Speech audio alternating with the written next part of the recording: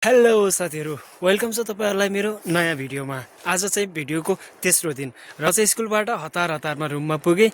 अनि रुममा पुग्न बित्तिकै चाहिँ मेरो दिमागमा के छ भन्दाखेरि बस मैले भिडियो बनाउँछु र फाइनली म भिडियो बनाउने क्रममा रुमभन्दा बाहिर आइसकेको छु र यहाँ हेर्न सक्नुहुन्छ म चाहिँ कहाँ कहाँ पुग्ने छु अनि कस्तो कस्तो भ्यूहरु छ, मजाले हेर्न सक्नुहुन्छ है त।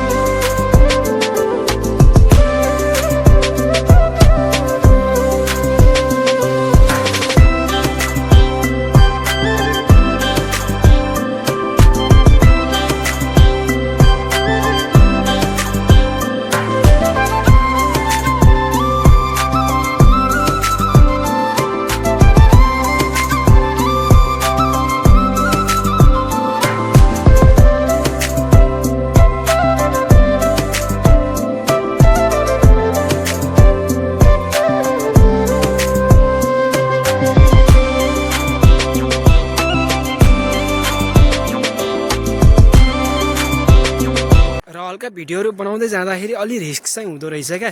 अर्काको गाउँमा चाहिँ यसरी म कोठाभन्दा बाहिर निस्किरहँदाखेरि मेरो साथमा कोही पनि छैन हैन, एक्लै घुमिराखेको छु, रोडमा एक्लै हिँडिराखेको छु।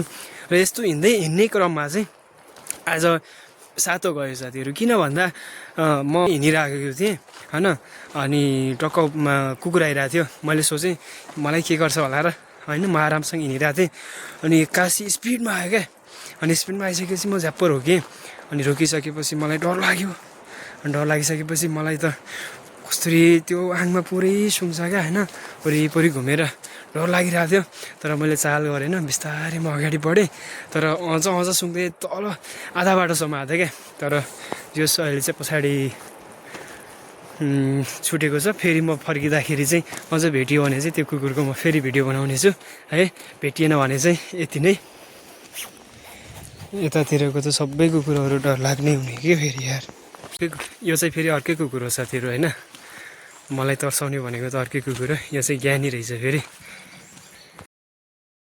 कुकुर आइरहेको छ साथीहरु, यही नै हो अघि मलाई तर्साउने होला हैन। अहिले चाहिँ साइडबाट गइरहेछ, फेरि पछाडि आइरहेछ,